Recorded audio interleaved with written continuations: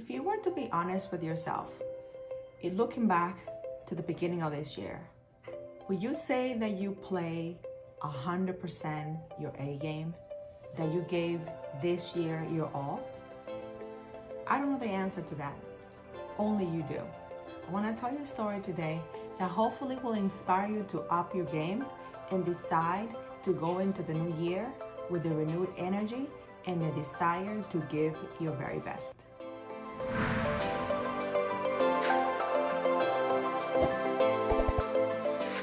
Hi, my name is Catherine Storing, and I am the founder of Writing Made Simple, where we take your words into books.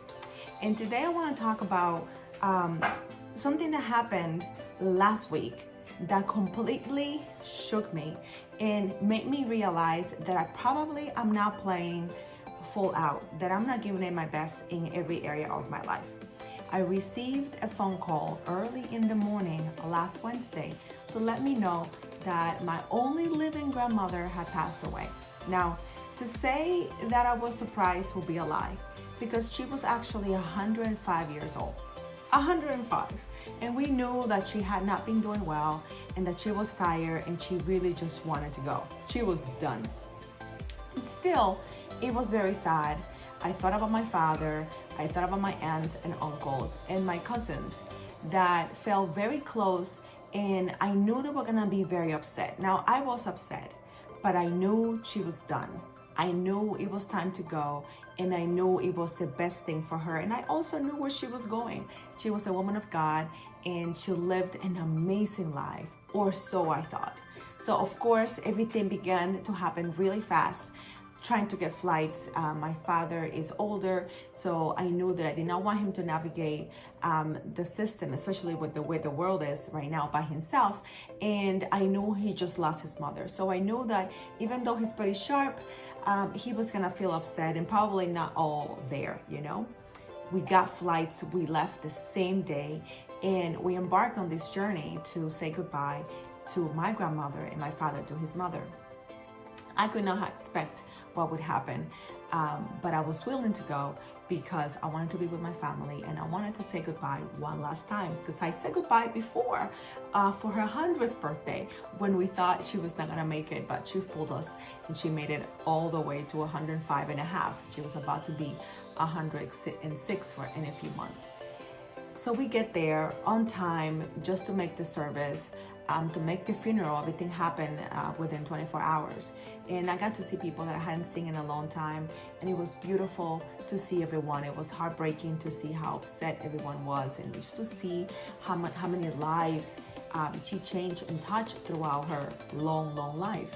And there were so many people sharing stories and telling how she touched them and how they believed God because of her, or how she fed so many poor children and families in her neighborhood, and all the things she did. And we cried, we were together, we had many meals together, and we really just bonded over our shared pain of losing her. And then one of my uncles had this brilliant idea. So I have 6 aunts and uncles, plus my dad, that's 7. And he decided that the day after the funeral that we all got together, we were all many of us together, then he called everybody else and said, hey, why don't we go around the table and let these kids, although we're all grown, let them know something about our mother that they may not know. I never heard of this. I was surprised. I figured, hey, we know her life, right?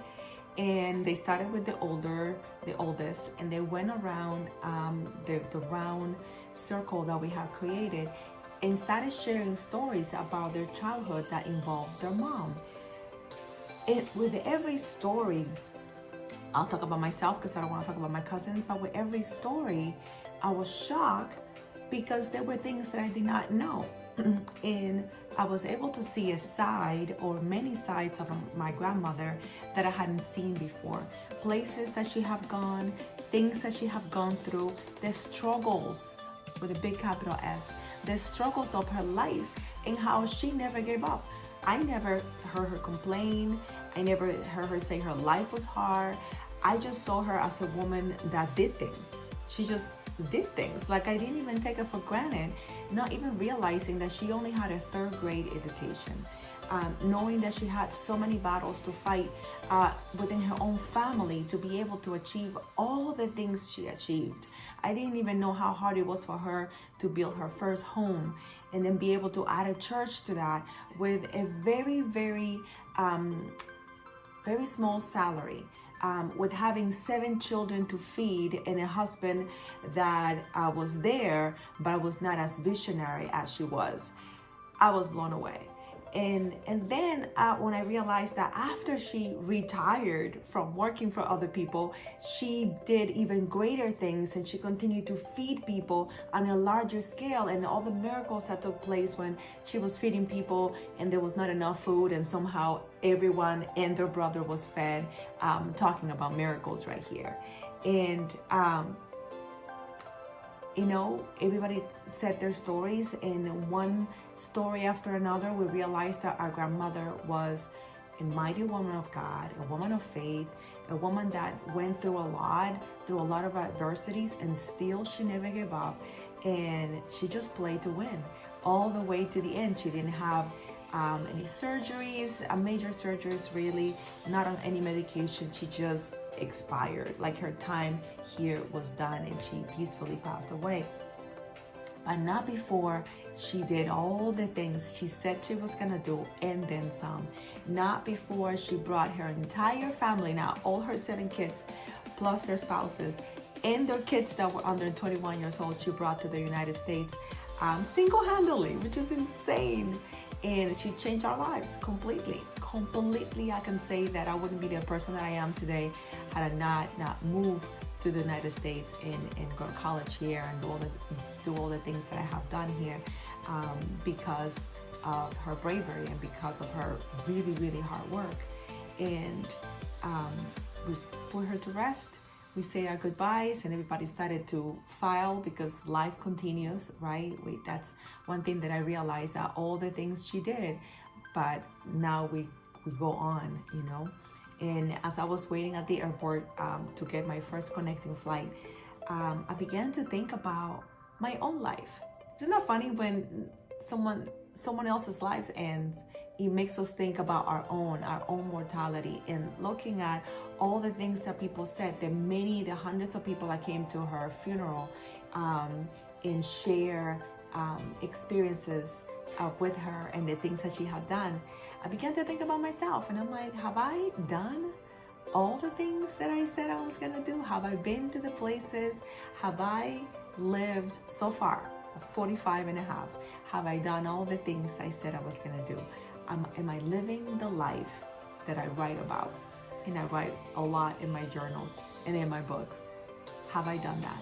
And it was not a moment of sadness. It was not a moment of regret. It was a moment of encouragement. It was a moment of, girl, you could do more. Like, it was almost like I was half awake, and then I was woken up. It was like, when a light is on a dimmer and you can see light, but it's not all the way there, and then you crank that dimmer up, and then all of a sudden there's light and there's understanding and there's encouragement and energy, and this boom of let's just do, And immediately I began to write on this little notebook here, because I didn't want to carry too many things with me. And I began to make changes and began to research different things. And like, okay, how do I have more energy? Okay, let's start a new program. And now for a split second, I entertained the idea of starting January 1st. You know what? Everybody does it. Let me just do that and start the beginning of the year. And I'm like, well, when do I want my results? Do I want the results now? Do I want the energy now? Or do I want to wait until the new year? And I'm like, no. Today is the perfect day. Right there in that moment, I made the decision. I'm going to start this program right now. I came up with the program. I found it, did the research. What do I have to do? Boom, boom, boom. That day, I looked up when I wanted to complete the first round of that program, and it coincided with a date where I was going to be out of town, out of the country actually, and it was perfect. So I updated my countdown app. If you don't have it, it's an amazing app, very simple, but it lets you know that the years, the months, the weeks, the days, the hours and the seconds before that event, so you can see your progress. So I updated my countdown app. I'll put the link in the description. And I began to make changes, and I began to write, and I began to write, and I began to write something that always encourages me, something that I can look back to, and I always date everything that I write. And the more I wrote about it, the more excited I got. Now I had very few hours of sleep the whole time that I was away, because I was with my cousins, who I really love, and we started stay up late talking and hanging out and having meals together and laughing together. It was a really, really great time of family. My love tank was all the way up. Like it was pretty empty when I arrived. And as usual, when I hung out with my family, my heart just went all the way up. And I kind of forgot how awesome it is to be with people that know you from back when and still love you now, even with all your craziness and all the things that you do and all the changes that I make. They still make time to love me, and it's a beautiful thing. So I'm making all these changes. I'm excited. I get home and immediately I'm implementing. Immediately I'm reaching out to the team. We're gonna make this, we're gonna do that, we're gonna change this, we're gonna do that. I'm reaching out to my accountability partners, and as I'm mourning, I am embracing this new side of myself that I did not know, that I probably would not have touched if it hadn't been for listening to those stories and all the amazing things that my grandmother did. And I didn't wait until the beginning of the year to make those changes. I didn't wait until the beginning of the year to say, well, let me start now and let me just see what I'm gonna do and see what happens and have everything figured out. That's something that I really like about myself, is that I don't wait until I have all the pieces figured out. I don't wait until everything is, every I is dotted and every T is crossed. I just start, and then all the pieces appear. So today I wanted to share this with you because we are coming to an end of something, and sometimes we're tempted to look at what did not accomplish, and then we just move it to the next year, and then we're like, we're just gonna do that. And I want to challenge that and ask you, are your goals big enough? Are your desires big enough? Are they gonna impact enough people? Are they gonna change enough people? Are they going to open enough doors? There are a lot of doors that we can walk through. There are a lot of doors that we can knock, a lot of doors that we can build, many, many things that we can do when we remove the blinders, when we remove the limitations that we have placed upon ourselves, maybe that others have placed upon you, and we decide, you know what? I'm gonna up my game. I'm gonna live this life in the biggest way possible because I have a very limited amount of time. Even though my grandmother had 105 years of life, that's limited. When her time came, that was it. The book was closed on her life. But I'm glad that she used a lot of her pages to fill them up with amazing things and great things that God can be proud of, her family can be proud of, and I really hope she was proud of all the things she was able to accomplish. But somehow I feel that she would have wanted done more, and she did plenty. Look at your life, and I want you to do, I'm going to encourage you to do the following 4 things that have made a difference already in my life, and I know hopefully will make a difference in your life. And number 1 is make a decision. Make a decision about the kind of life you want to have, the kind of money you want to make, the kind of impact you want to make in the world and in your own life, and make it happen. I want you to do the second thing is review, adjust, and upgrade your dreams. What things have you been thinking about? What places you want to go? What companies, capital S, you want to start? How you want to see your body, you know? Review, upgrade, change, make adjustments. Definitely up your game. Definitely up your game. The third one is get yourself some shortcuts. I'm all about shortcuts, and I don't know if it's an island girl thing, but we love shortcuts. We're always finding for faster, easier ways to do things, and the best way to get shortcuts is to get with someone or people that have been where you want to be, that have achieved the things that you want to achieve. When you get around those people, you have no choice but to up your game. It's like if you hang out with people that are fit, very soon you find yourself wanting to join the gym, wanting to up your exercise routine, change the way that you eat. So you can surround yourself with people by reading books. hello, I'm a book lady. I love books. I got a whole bunch of books myself. A lot of programs, get Audible. Join a program, join a Facebook group. There are mentors all around you. Find someone that has done amazing things.